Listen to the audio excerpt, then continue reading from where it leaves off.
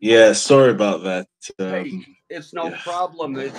It's actually great to have you on. Can you just lower that a little so we could see your beautiful good looks there? Yeah. Listen, Right. David, this is the first. I want to just spend about 1 minute telling you something. This is Okay. the first time we've ever spoken, and Yes. we've communicated a bit online. But I'm quite impressed, and I'm quite nervous. But I know you're going to tell me nothing to be nervous about. Um, there is. I want just to get this idea out, and then I have a question. There Okay. is so much, and this is what this my fellow obedience out here now. There is so much disinformation, rumor, confusion in the news. And when discussing Bola Tinubu, it becomes especially difficult because the realities of Tinubu, if we can ever know all of them or any of them Yeah. accurately, are themselves confusing. However, and I'm not trying to butter you up or anything like that.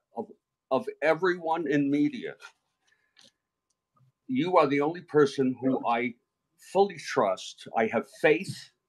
You got to believe in something. I believe in David's work. He's an award winning investigative journalist and has done amazing work in revealing Bola Tinubu. Now, the title of this is Who is Bola Tinubu?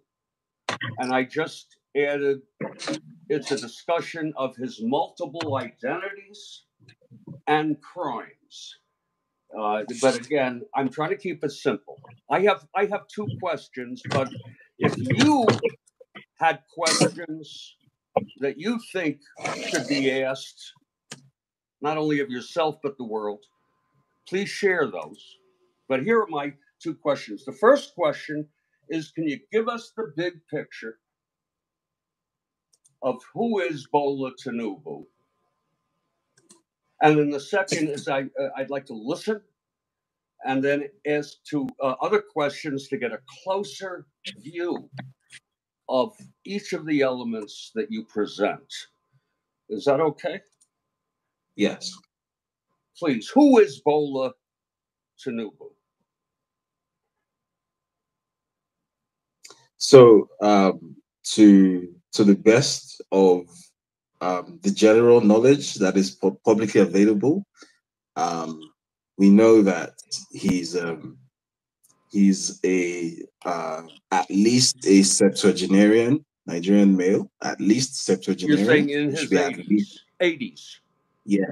Yeah, Okay. no one actually knows how old he is. He Right. himself might not know how old he is, but he's at Even least. and I think I heard you once say, and I thought it was quite humorous, even he doesn't know how old he is. Yeah, it's entirely possible that he doesn't know Folks, how how old he people, is. obedience, can you fathom that? But go ahead, go ahead. So, essentially, for the first 2 or 3 decades of his life, there's really no information. There's lots of rumor. There's lots of stories from people who claim to have known him. All of which are sort of impossible to independently verify, which is why I don't want to reference them. But when you can sort of start trying to um, uh, track and trace his life with any sort of reliability, is when he apparently showed up in Chicago in the mid 1970s on a student visa, supposedly. And according to the official story, he went to Southwest College in Chicago, which is now known as Richard J. Daley College, to earn an associate's degree. And then from then on, supposedly went on to Chicago State University to earn a degree in business administration with a major in accounting, which he supposedly finished in 1979. And then again, according to the same official story, after finishing school, then he was recruited by Deloitte and Touche, which is one of the world's big four accounting and management consultancy companies. Supposedly, Can you say that name again? Deloitte. What is it? Deloitte. Deloitte. Okay, because there's another company later. If I don't know how much time you have tonight, Yeah. that was a tax collector. Yeah, that was Mobil. What? Mobil, the oil company. No. I'm saying he created his own company. Oh, yeah, that was much later. That was much Okay. later. Okay. Go ahead. So you're saying, say this again. What about this company?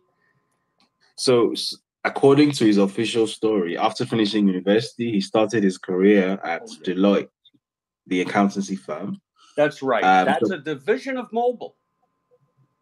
No, Right? Deloitte is no, it's a management consultancy. Okay, because he got a very big bonuses, didn't he, from these firms? Supposedly. Okay. So Okay. he claimed that when he was working at Deloitte, essentially as a junior accountant, an entry level position at Deloitte, that he got posted to Aramco Oil in Saudi Arabia, and as a result of his secondments to Saudi Arabia, that he got paid bonuses and salaries totaling $1.8 million, which wasn't possible then, isn't possible now, will probably never be possible, because It's just anyone common who, sense, isn't it? That no yeah, one gets paid, right? yeah, not even a partner Right. at a I mean, this we're consultancy talking. firm. He was a. You're saying he was an assistant. He was an associate, basically entry level, Associate. and Okay. supposedly, and he claimed to have made that kind of money as an associate, which is mathematically impossible. And again, we don't know. We don't know it. And I hope you don't mind the occasionally interrupting you and asking a Yeah, question. Is yeah, that all right? For yeah, that's fine. a back and forth, but Yeah. we don't even have absolute proof of any of this, except it's been very well researched. It's probably true. Is that, you know what I'm saying? Yeah. Yeah.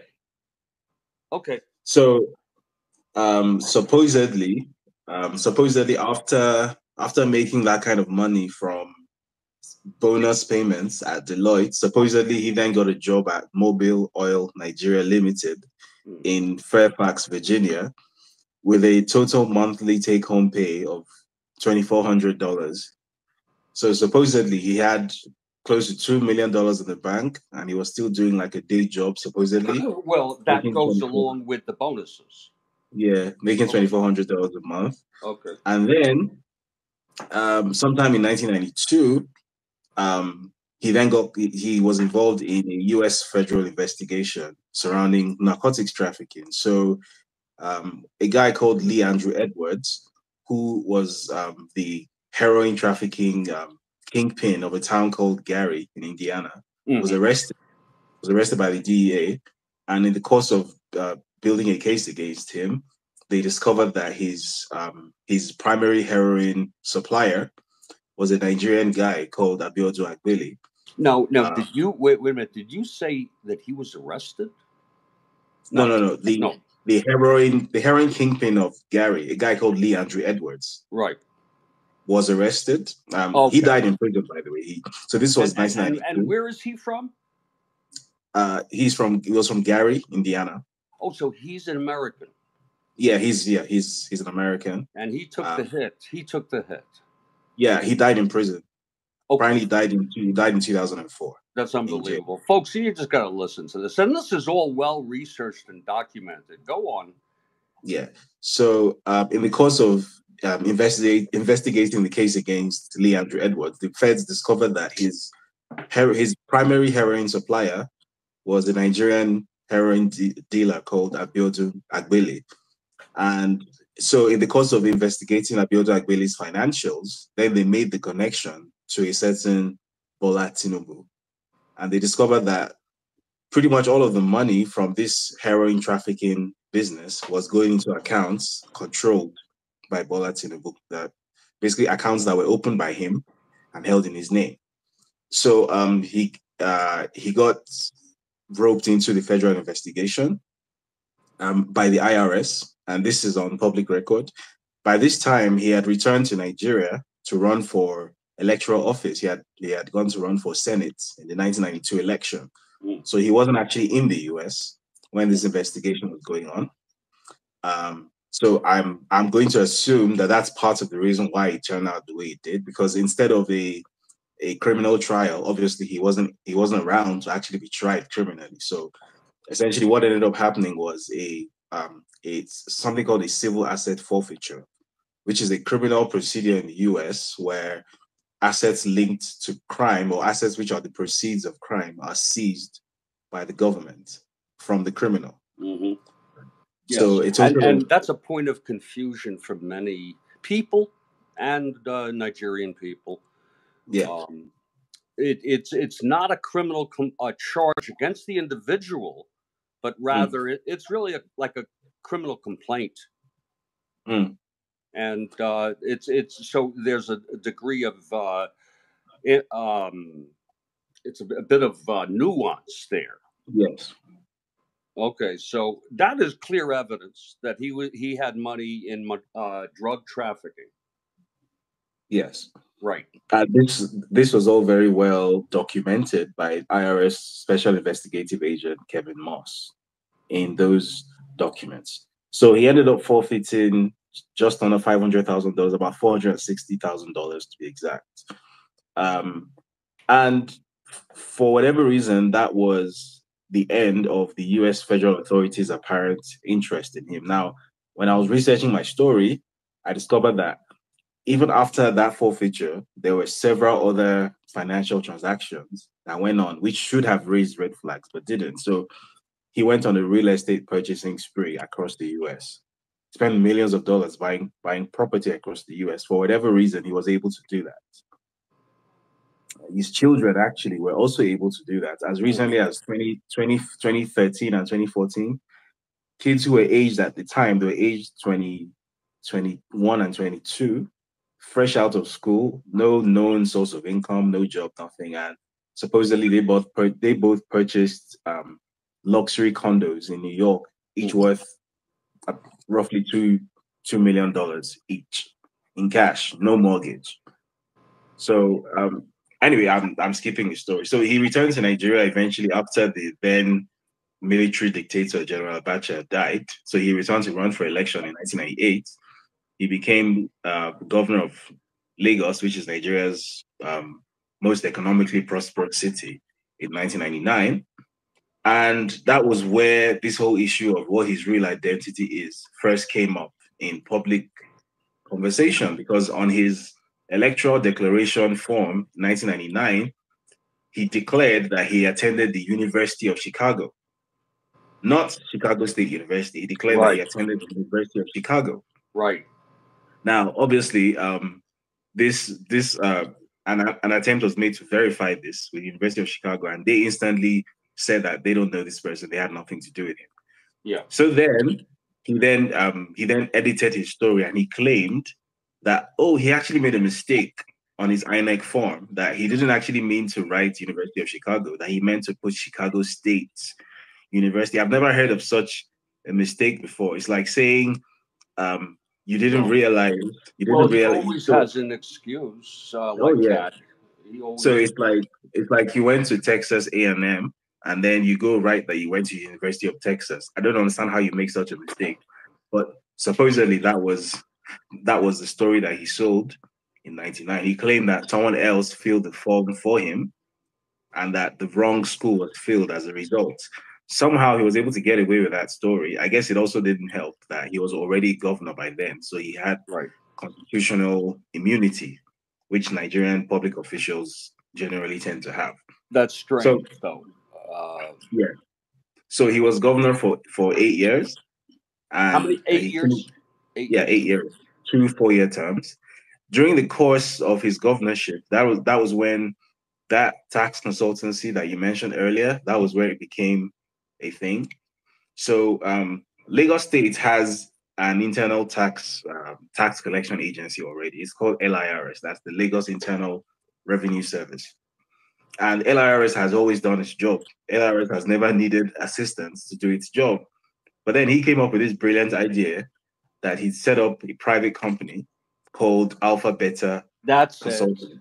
That's it, Alpha Beta. Thank you. And basically what Alpha Beta would do was that it would, quote unquote, streamline the revenue collection process using tech, which obviously the LIRS could have done by itself. But it just, very conveniently, this private entity which he had an interest in would do this for the LRS and would basically take a cut, roughly a third of all tax receipts. In Lagos. Bear in mind, Lagos has an economy worth approximately $120 billion. So if you're taxing the revenues on a $120 billion economy and then taking a third of it, you can imagine how much money that is. Yes, well, U.S. millions. Exactly. So he essentially used that war chest and became a sort of political godfather in Nigeria. So that was like he finished his term in 2007. By the time he came back into like full mainstream politics in like 2015, the former president Buhari, he was the one who actually backed Buhari financially. So he essentially was Buhari's kingmaker. So Buhari became president, and there was a sort of unspoken deal, like a gentleman's agreement, that in return for making Buhari president, and Buhari would hand over to him in 2023, which, as it turned out, is pretty much exactly what happened.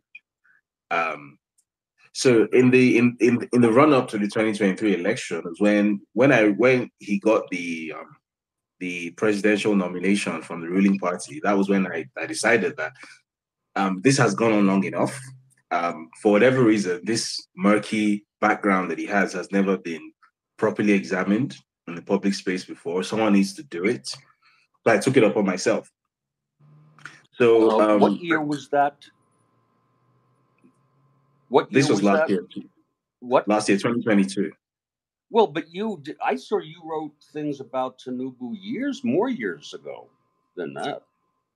Oh no. So like the first story like that I personally wrote about him was 2022. There might have been there were other people who had attempted to touch the story before I did, but they didn't really get to the depth. So really, last year you decided to get to uncover all of this. Exactly. Yeah, and I just want to mention the Alpha Beta. I don't know. That could be the worst thing he's done, but drug trafficking actually can kill people. That is, and you wonder, is he maybe a criminal genius? Well, I guess he's in a context. This is a whole nother discussion. He's in a political, governmental context where he can get away with it. Yeah, exactly. That's the, if you like, the genius of it all. That in addition to just being a criminal, you actually become a politically powerful individual with actual executive political power. So you're not just a criminal, you're also the person you're a criminal and you're the police at the same time. So basically you are untouchable, which is what he did essentially. Right. So last year I decided that in the run up to the election, that at the very least Nigerians should have a full picture of who it is that the ruling party is trying to foist on them. So I took it upon myself to basically unravel this person's backstory. So the first story I did focused on his drug trafficking involvement. That was in July 2022. That on its own would have been bad enough. In any other context, that on its own should have been enough to make it clear that this person has no business anywhere near public office. This person should be buried under a prison somewhere. But obviously, well, I guess Nigeria being what it is, it wasn't the article, by the way, David? Yeah, that's the one. Folks, you've got to read this. If you haven't read it, I'm sure you've seen it, but just go and spend the time. Okay?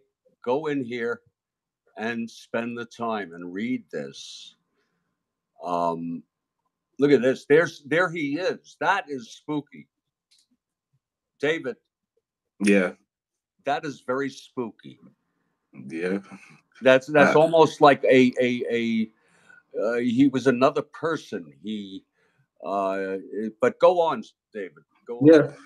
So in the aftermath of this story, I thought even though quite a number of people read it, it got close to 1 million views on my website. I thought this still didn't go far enough, and not enough people have seen this. So I came up with the idea to turn it into a documentary, which was what I did in November last year as well. So it's on the YouTube channel, the West Africa Weekly YouTube channel. So and it has the same name. And so can you give us the name of that documentary? It's the same name. It's Bola Ahmed Tinubu, from drug lord to presidential candidate. Okay. So so I did that I released that in November. Now in the same month in November, that was the culmination of a few months of collaboration with a public interest lawyer in Nigeria. Now, what this lawyer had done is that after reading my story in July, he decided that, hey, you know what? I want to take a look at the presidential declaration of this fellow, and I want to confirm that everything he said on it is true. Now, bear in mind that the presidential declaration is supposed to be a public document, it's supposed to be publicly accessible. But for whatever reason, the Electoral Commission didn't want to let him have it, so he took them to court in August last year. The ruling was delivered. He won. So on August 15, that was the date of the ruling. INEC was forced to give him Tinubu's presidential declaration for the 2023 election. And the next thing he did was all the information on that declaration, including information about the previous companies he has worked at, the schools he claimed to have attended. He went through a rigorous process of verifying everything. So he contacted a law firm in Chicago called Leahy, Eisenberg and Frankel. And what they did was to get subpoenas issued to Chicago State University, to Richard J. Daley College, which used to be known as Southwest College, and to Deloitte, where he claimed to have made $1.8 million in salaries and bonuses. So the very first response to the subpoena that came was from Deloitte, and Deloitte basically said, we do not know this person. We have no records for this person, has never worked for us. The second response was from Chicago State University. Now, what the subpoena asked for was all records of this entity known as Bola Tinubu at Chicago State University. So what they sent back, amongst the many things they sent back, was a certificate a degree certificate in business administration, purportedly issued in 1979 to somebody called Bola A. Tinubu. They also sent through the supposed entry documents, the entry transcripts from Southwest College, used to gain admission to Chicago State University. And there were all sorts of discrepancies between those documents and the documents that he submitted on his presidential declaration. So for one thing, the degree certificate which he submitted to INEC was a completely different document to the degree certificate issued on that subpoena by Chicago State University, completely different document. So I did a story about this in November. So if you Google, has Bola Tinubu committed perjury? The evidence says yes. Yes. That's the second. The evidence is here. Okay. Yeah, that's the second story I did. So you will see all of that in that story. So what that story basically established was that this person has lied about everything. And then more worryingly, one of the key pieces of evidence that came from Chicago State University was an entry transcript from Southwest College, which stated that the individual known as Bola A. Tinubu, the sex of that individual was female. It was clearly marked F. And as far as we know, he was born male. He was never transgender. So that can only mean that there's a case potentially of stolen identity here. There's a case of identity fraud here. Because if the person who gained admission to Chicago State University was a woman, and the person now known as Bola Ahmed Tinubu, who claims to be that person, is a man, obviously those two things cannot be true at the same time. So there's an issue there. So I raised all of that in this story in November. As typically tends to happen, for whatever reason, no one really picked it up at the time until after the elections held, and then there was a whole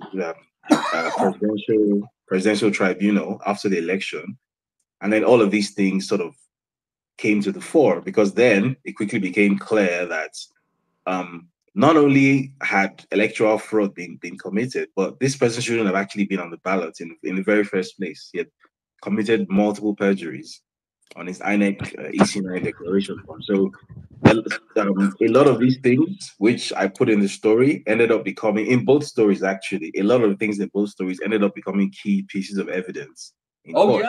Oh yes, absolutely. It's really the only evidence. Yeah. So actually, the presentation of cases has actually ended. So the deadline for a ruling has been set for September 16th. So we're about potentially 2 weeks away at the most from a definitive ruling, from basically knowing, whether this guy is going to be disqualified or not, because the law is actually very clear that he should be disqualified. If the It's judges cut and have dry. any respect for the Yeah. Nigerian constitution, they're obviously going to disqualify him. However, that's a very big if, because it's not a country that has very strong institutions. So we wait and see.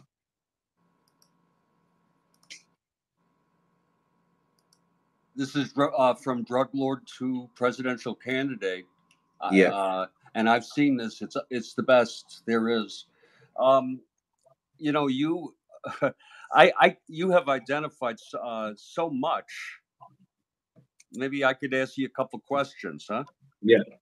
Well, first, this is the biggest question. What do you think is the biggest question about Bola Tinubu, and not only his identity, but the implications for Nigeria? So, And first is of that a all, good question? Do you think that's a good question? yeah, it is. Because I think, first of all, in the most basic interests of national security, if there's such a thing in the Nigerian context, um, at the very least, you need to know that the person who purports to be your head of state is actually who they claim to be, which is the entire reason why there's a presidential declaration and it's a sworn declaration. It's a statement made under oath. That's the entire reason for that. Because if that isn't the case, then potentially you have a scenario where you have a Manchurian candidate who is basically in charge of 210 million lives. This is the most populated country in Africa. This is the largest economy in Africa. It's among the world's top 30 largest economies. This is a very significant country. So you can't have it being run by someone who you literally don't know. That can't be the case. So at the very least, you need to know who this person is. You need to know what his antecedents are. You need to know what his affiliations are. Who does he work with? Who does he work for?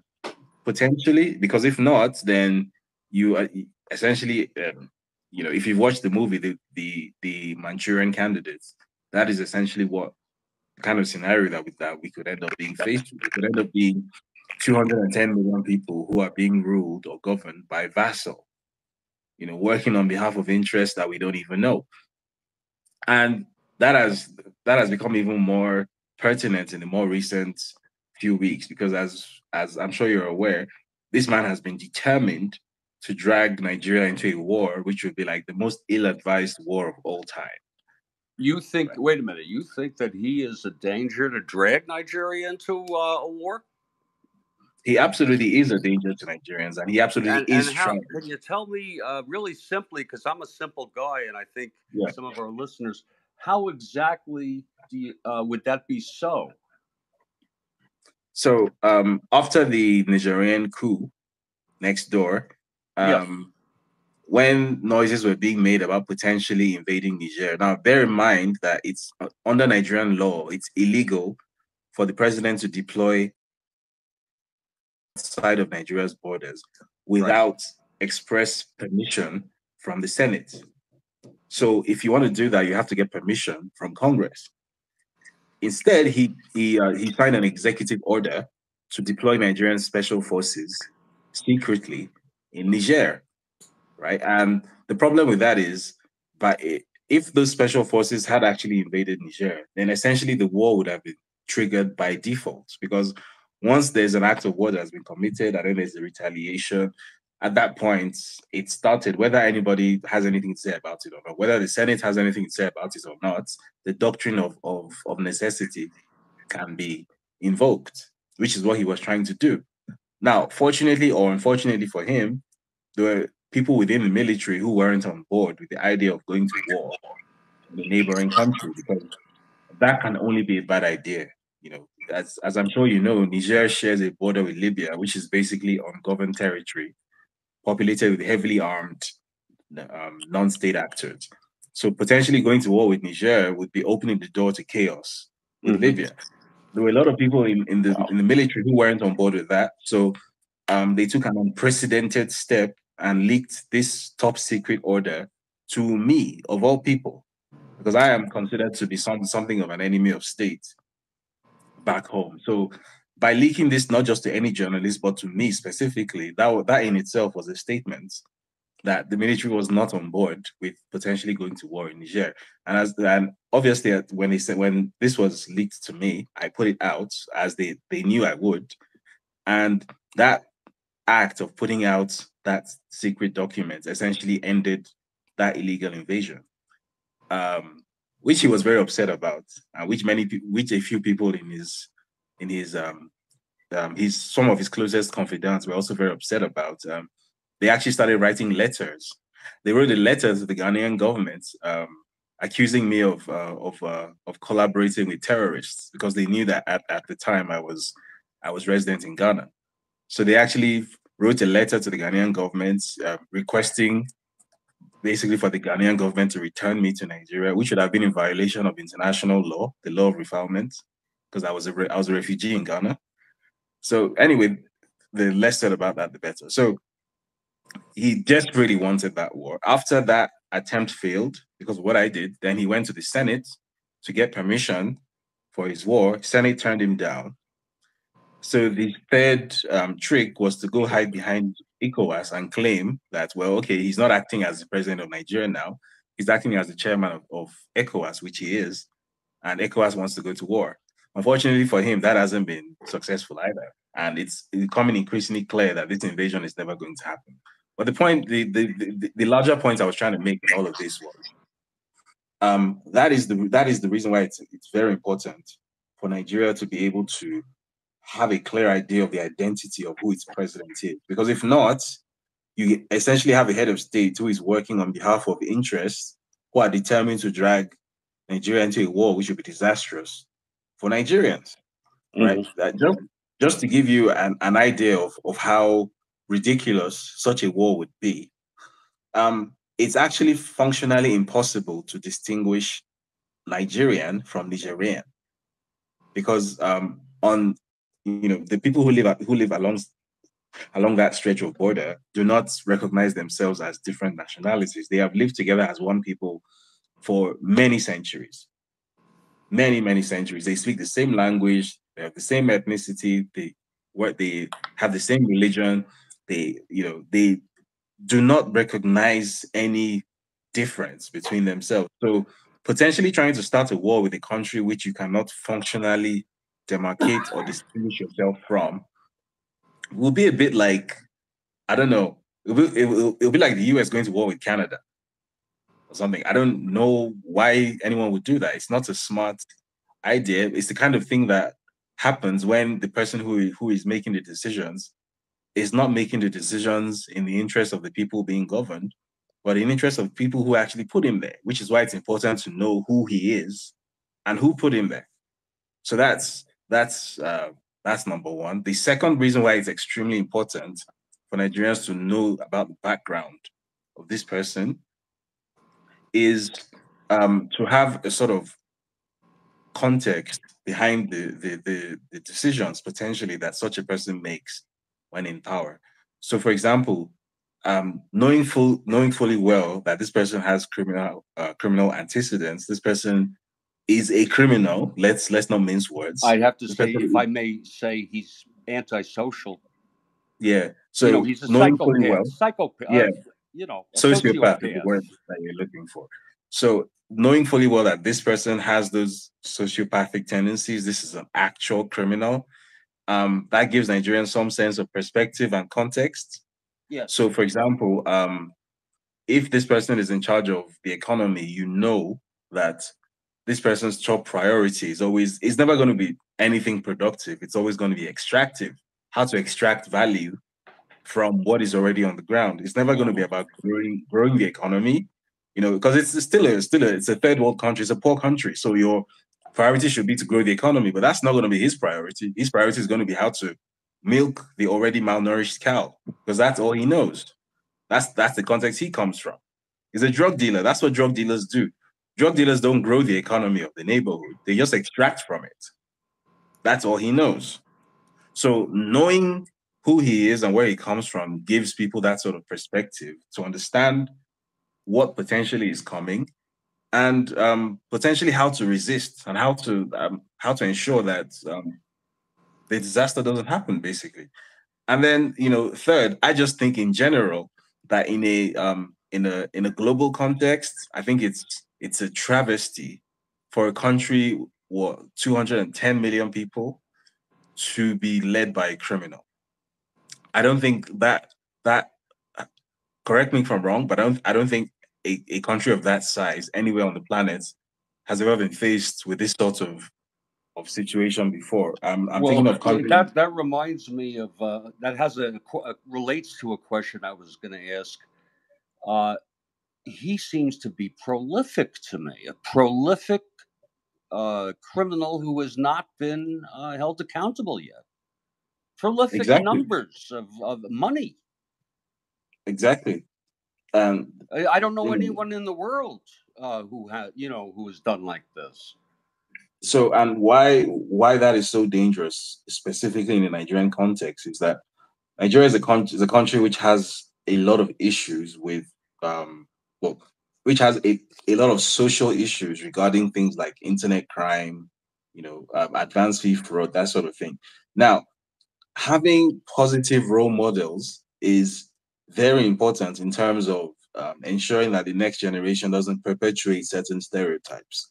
Now, if you have a president, an actual head of state, head of government, who is known to be not just any kind of criminal, a drug criminal, which is, in my opinion, one of the very worst kinds of criminals to be, if not the worst, what the message that sends to the upcoming generation is that crime is a valid career choice, that you can sell heroin and someday become the president, right? You can steal and cheat, and it will be just fine. You can become president someday. You can become ECOWAS chairman. And I think that would be absolutely disastrous in Nigeria's current context, because Nigeria already has such major social issues regarding how crime is viewed, right? Already, there's a real difficulty with trying to ensure that the next generation doesn't get the erroneous impression that crime is a valid career choice. Having this person as a president would basically prove those of us who have been trying to do that wrong. It would basically prove that crime is a valid career choice. That not only can you get away with your crimes in Nigeria, but that even on the international space, you'll be fine too, because some of the more powerful entities in the global space are very happy to sort of watch this happen. So in the US, for example, the US government is fully aware of all of this, and they have sealed records, obviously, about him. And I am in court with 5 different US government agencies. I'm in court with the FBI, the DEA, the IRS, the CIA, and the US attorneys, right? Trying to get these records unsealed. And they keep on invoking these, privacy concerns. I'm not sure how someone who is a head of government in a sovereign country can be classified as a private citizen. That's obviously a public official, but that's the argument that the US keeps on trying to make. Like, it's a private citizen, so we're not going to let you know what is inside the sealed contents of his criminal files, And there are criminal files. We do know this for a fact. So I just think the message that this sends to 11-year-old Nigerian kids in Lagos and in Port Harcourt and in Abuja is that when you grow up, you can be the worst kind of criminal that the world has ever known, and you will just get rewarded for it. There's no consequence. There's no repercussion. There's no blowback. There's nothing. You can do whatever you want to do in your youth, destroy as many lives as you want to destroy. Because bear in mind that the kind of drugs he was trafficking, this wasn't weed that we're talking about. This wasn't Right. even cocaine. This was heroin, Right. which is Right. the very worst of the worst. Right. Right. And after all of that, you can become a senator, then become a governor, then become president of one of the world's largest countries, and nothing will happen to you. I think that would be a disastrous message to pass across to the next generation. Oh, you don't. You're preaching to the choir here. So yeah, that's why I think it's really important for this Listen, story. we've gone 48 minutes or 45 minutes. Do you want to continue, and how long would you like to go? I think I can do another 15 minutes to half hour, I think. Okay, great. Let me go back to this haunting photograph that you documented. And folks, it's hard to believe that that is him. You see it? Yeah. Okay, that's him. And folks, I remember tuxedos like that. That's in the 70s. He's in Chicago, isn't he? At CSU, right? Well, so he claimed. Okay, so you don't believe he was ever at CSU? No, because even the documents provided by CSU directly contradicts the idea that he was ever there. I thought maybe he did. Okay, that's unbelievable. Now, but when I say I want to go back, I want to go way back, and this is a very poignant part of your article on West Africa Weekly, your hallmark article. This is, we don't know who his parents are, his biological parents. Yeah. Is that true? Yeah, we don't. We have no idea. And does he know? I mean, he must. He obviously does, but it's apparently a closely guarded secret. I've never heard anything quite like this in my life. I mean, someday they ought to make a movie out of this. I mean, and I kind of already did. Then he meets up at a certain point, and this is a point where he becomes reemerges with maybe a new identity. Pretty much, yeah. He meets this woman who is his sort of his mentor, right? Yeah, surrogate mom. And what did he seek in that relationship? I mean, that's a very that picture suggests he's very related to her, you know? Yeah. So in parts in certain Nigerian cultures, it's a common thing for someone to essentially become something of an apprentice to a sort of older, respected person. And when you are that apprentice, you are taken in almost like a child, almost like an adopted child, pretty much. So this lady in the photograph, who is late now, he used to call her his mother. She's not his mother. She's not his biological mother, but he always calls her. He used to call her his mother.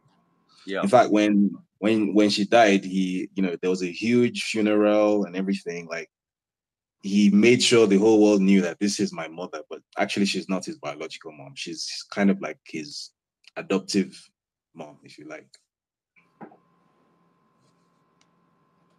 You there? Yeah. David, I'm not sure you know the answer to this question, but we could analyze this and re-describe all of these things over and over. I'm sure there's more detail when you peel away the layers that we don't know, and imagine what we don't know. But this is a question that is so hard to answer, but I guess I'm allowed to ask it since you're my guest. How could I put it?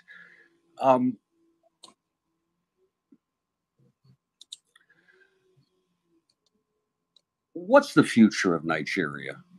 and Bola Tinubu.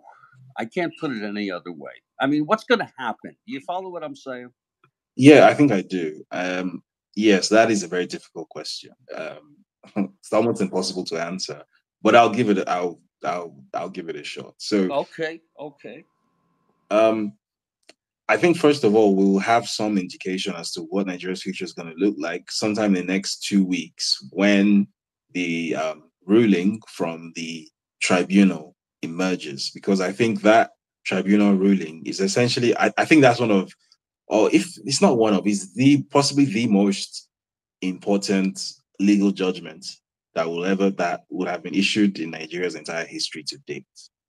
Right. Because pretty much everything hinges on that. Because if the tribunal rules that despite all of this, despite him being acknowledged as a former drug dealer, despite being acknowledged as someone who perjured on his declaration, despite being acknowledged as someone who submitted forgeries to the Electoral Commission, despite all of that, despite being such a recalcitrant criminal, that he's still fit and proper for office, then I think at that point you would then have to say that there are only two possible outcomes.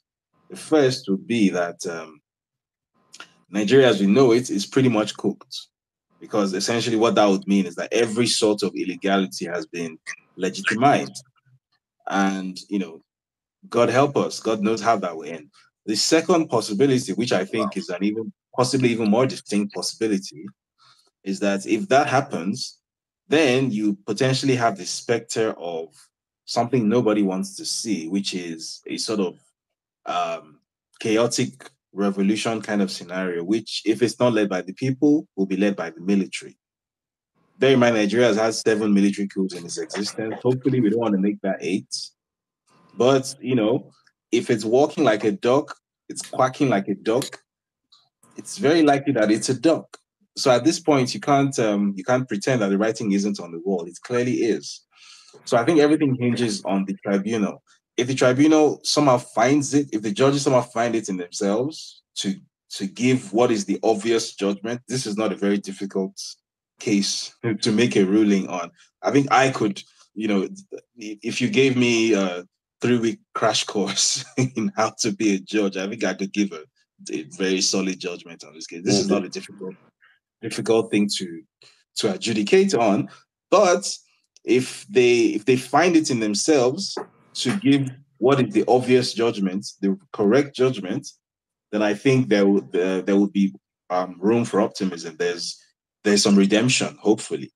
If they don't, to be honest, I don't see it ending well, because even if it ends in a quote unquote revolution, revolutions are very messy things, and they don't generally turn out well, at least in the short term. So I really hope that the tribunal surprises me. I don't, I don't think that they will, but I really hope that they do, because if they don't, well, I mean, I don't want to be a prophet of doom or anything, but if they don't, it's going to be really difficult. There are going to be issues, and I think that's that's the most understated way of putting it that Well, I can. okay. That's that's a frank discussion, uh, and that's something for me to really think about. I really appreciate you spent the time to go into such great detail with us, and Yeah. I really appreciate it. It's the first time I've really done a formal interview on YouTube. I've had some people come on, Right. uh, and I'm honored that you would take the time. You're very generous. Um, and maybe sometime in the future, if I think about what you said tonight, and come up with some kind of format that's interesting to you, Yeah. maybe you'll come on again. Absolutely. Absolutely. Yeah, it's an ominous picture. I guess if I could just ask you one final question, Yeah. what I mean, it's no one knows what's going to happen, but aren't you cynical enough to believe that the judiciary will not rule in favor or rule against Tinubu? Well, I don't think it's an issue of cynicism. I think it's just if you spent enough time Yeah, in Nigeria or you spend enough time around that's not a good word, cynicism. the judges in Nigeria, the bench in Nigeria. Yeah, so the Nigerian judiciary is no stranger to making ridiculous judgments. Unfortunately, they're not. So, which is why I I want to be optimistic, but I just I don't personally see it happening because I think you know optimism isn't a strategy. Hope is not a strategy. I think what generally tends to happen is that the best way to forecast the future or to project the future is to use the past to make projections. And if you're using the past to make projections, then what the past suggests very strongly is that the judiciary is going to make an ass of itself, as it always does. This would be the most obvious and the most blatant and the most public, you know, show of tomfoolery on the part of the judiciary so far. So maybe one hopes that the sheer size of it will scare them into perhaps not wanting to make a fool of themselves this time around. But again, if history is a judge, they don't strike me first of all as particularly clever people, and then they do not strike me as people who have any sort of shame or integrity. So unfortunately, I do think there's a very real possibility that they will, they will deliver a ruling that says that 2 + 2 is 75. I do believe that there's a very real possibility that they could do that. If anyone is capable of that, a Nigerian judge definitely is capable of it. So I hope it doesn't happen. Yeah. So I'm hoping for the best, but I'm expecting the worst as always. And I think Okay. that's just how I've been conditioned by historical precedent, unfortunately. All right. David, thank you so much.